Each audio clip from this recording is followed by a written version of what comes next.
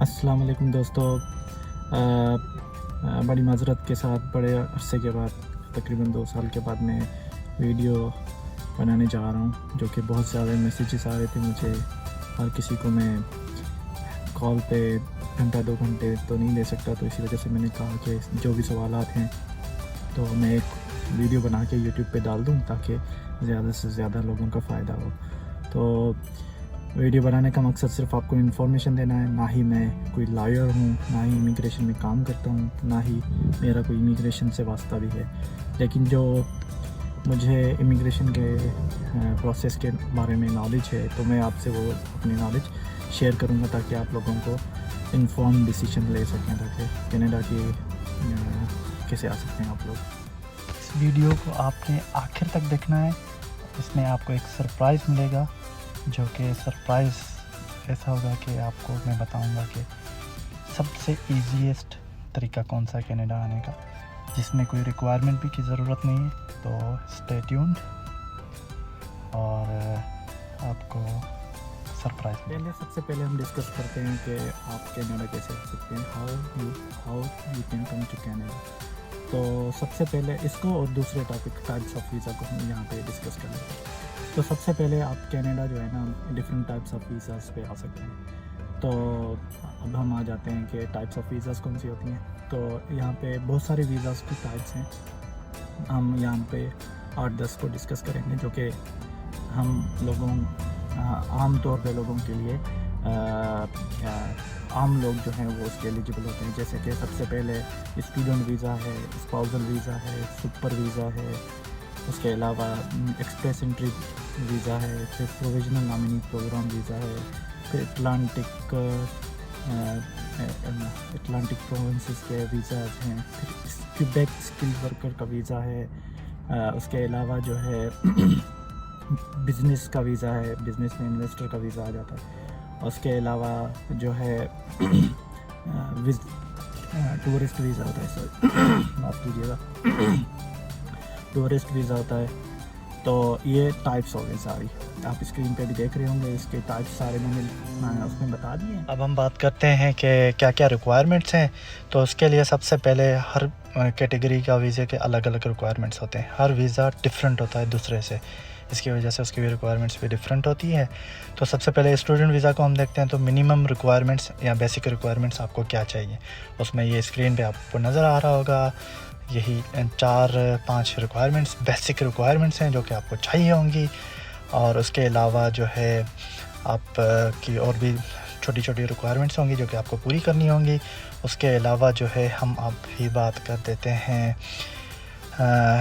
Express entry, provisional nominee programme और Quebec skilled worker और Atlantic immigration programme की। इनके लिए जो है ना आपको डायरेक्ट रेजिडेंसी वीज़ा के स्टेटस मिलता है। तो उसके लिए जो है आपको एक्सप्रेस एंट्री और प्रोविजनल नॉमिनी प्रोग्राम में 100 में से 67 पॉइंट्स क्वालिफाई करने के लिए चाहिए। तो ये पॉइंट्स क्यूबेक के लिए जो है आपको 50 पॉइंट्स चाहिए होंगे सिंगल एप्लीकेट्स को अप्लाई करने के लिए। और फैमिली के लिए अगर आप अप्लाई कर रहे हैं तो आपको 59 पॉइंट्स चाहिए होंगे। अब ये पॉइंट सिस्टम होता क्या है, काम कैसे करता है, तो इसके लिए बहुत सारे फैक्टर्स होते हैं। जैसे कि आपके जो है एज हो गई, आपका वर्क एक्सपीरियंस हो गया, आपकी एजुकेशन हो गई, कितने साल की एजुकेशन है, क्या एजुकेशन है आपकी। उसके अलावा इंग्लिश और फ्रेंच की जो है आपकी प्रोफिशिएंसी कितनी है, आइल्स में आपका बैंड कितना है, आपकी स्पाउसल की एजुकेशन क्या है, आपके नंबर ऑफ़ चिल्ड्रंस कितने हैं। तो ये फैक्टर्स आपको पॉइंट्स जो हैं आपको क्वालिफाई करवाते हैं।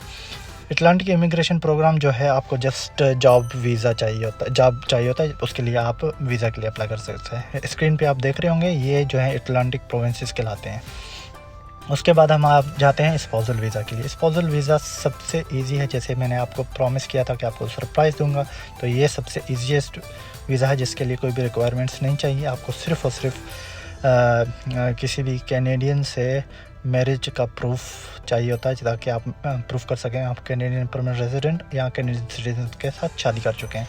अब हम आ जाते हैं सुपर वीज़ा पे। सुपर वीज़ा आपके पेरेंट्स के लिए होता है जो भी कनाडा में रहते हैं, परमानेंट रेजिडेंट और सिटीज़न। उसके लिए अभी कुछ खास रिक्वायरमेंट्स नहीं है, सिर्फ $80,000 डॉलर आपकी साल की इनकम होनी चाहिए। जब वो कनाडा में होंगे तो आपका उनको ख्याल रखना होगा, मेडिकल इंश्योरेंस लेनी होगी आपके पेरेंट्स के लिए। उसके अलावा जो है अभी हम बात करते हैं बिज़नेस वीज़ा के लिए या इन्वेस्टर वीज़ा उसको कहते हैं। उसके लिए आपको $15 मिलियन कैनेडियन आपके पास होने चाहिए, तो ताकि आप बिज़नेस स्टार्ट करो और करियर जॉब करो कैनेडियंस के लिए। टूरिस्ट जो कि आखिरी वीज़ा को हम डिस्कस करेंगे।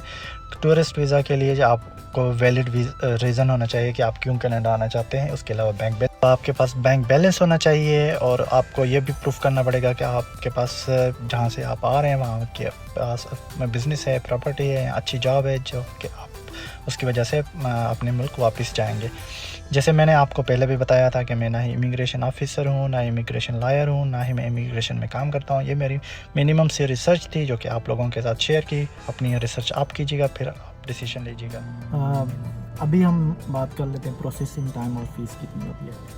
तो जैसे कि जो टाइप्स ऑफ वीज़ा हमने देखे हैं, तो स्टूडेंट वीज़ा डिपेंड करता है आप किस यूनिवर्सिटी में आते हैं, तो कम से कम $12,000 $8,000 से आपकी फीस स्टार्ट होती है, $20,000-25,000 तक जाती है।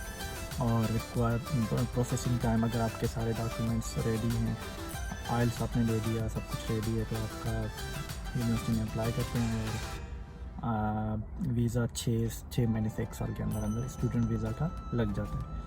एक्सप्रेस एंट्री भी, अगर आपके डॉक्यूमेंट सारे पूरे हैं और उसकी ज़्यादा फ़ीस नहीं होती है, ज़्यादा से ज़्यादा 800 से लेके 2000 के अंदर अंदर फ़ीसें होती हैं सब सारे प्रोग्राम्स की।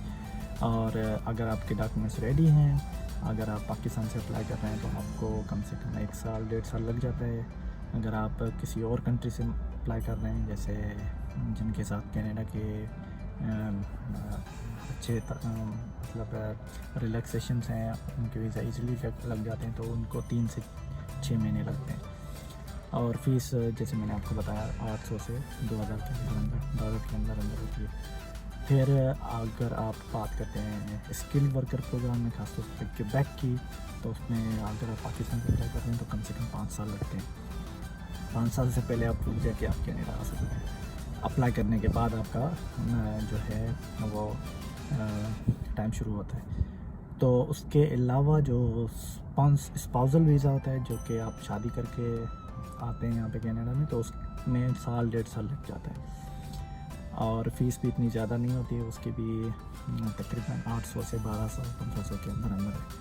और उसके अलावा जो सुपर वीज़ा पेरेंट्स के लिए है, उसके लिए भी ज़्यादा रिक्वायरमेंट्स नहीं है। अगर आप अप्लाई करते हैं तो 6 से 8 महीने 1 साल के अंदर अंदर आपका वीज़ा लग जाता है। तो जो कि विज़िट वीज़ा पे आते हैं तो 10 साल का भी लग सकता है। टूरिस्ट वीज़ा भी आपका डिपेंड करता है कि आप जो आपको वीज़ा देने वाला कमिश्नर है, उसका अगर मूड अच्छा होगा तो 10 साल का भी दे सकता है, नहीं हुआ अगर दे भी देता है 1 महीने का भी दे सकता है। अब आते हैं आखिरी बात के ऊपर, और वो है कि आपके क्वेश्चंस क्या होते हैं। कुछ लोग हैं जो दोस्त हैं चाहने वाले, वो दुबई से मुझे पूछते हैं कि मेरा दुबई में काम करते हुए as a mechanic, car automobile mechanic का 10 साल 12 साल हो गए, तो मेरे क्या चांसेस है कनाडा में। अंदाज़ा कर सकते हैं कि आप स्किल वर्कर पे express entry skilled trade programme में आ सकते हैं। उसकी कोई ख़ास रिक्वायरमेंट्स नहीं है, लेकिन फिर भी बेसिक रिक्वायरमेंट्स आपको चाहिए होगी। उसमें सब कुछ मैंने आपको बता दिया। अगर आपका इतना एक्सपीरियंस है, सिर्फ इंग्लिश की नॉलेज आपकी अच्छी होगी, तो आप अप्लाई करें और आप आ सकते हैं। दूसरा, मुझसे सबसे ज़्यादा क्वेश्चन किया गया था कि मेरी FSC है, मैं इतना पढ़ा लिखा नहीं हूँ, लेकिन दुबई में मिडिल ईस्ट में ड्राइवर की जॉब कर रहा हूँ, एयरपोर्ट में ड्राइवर की जॉब कर रहा हूँ, तो मेरा क्या वीज़ा लग सकता है। देखिए आप फिर आप अपने हिसाब से उसको प्रोसेस में अगर आपका हो सकता है तो आप अप्लाई करें। अपने घर वालों का सबका ख्याल रखिएगा और तो हमें याद रखिएगा, और कोई भी चीज़ में मिस कर या मुझे बताइएगा, मैं क्या चीज़ें इम्प्रूव कर सकता हूँ, क्या चीज़ें ज़्यादा डिस्कस कर सकता हूँ, आप मुझे बताइएगा। तो यहाँ पे वीडियो को करते हैं ख़त्म, और अपना और सबका ख्याल रखिएगा। अल्लाह हाफ़िज़।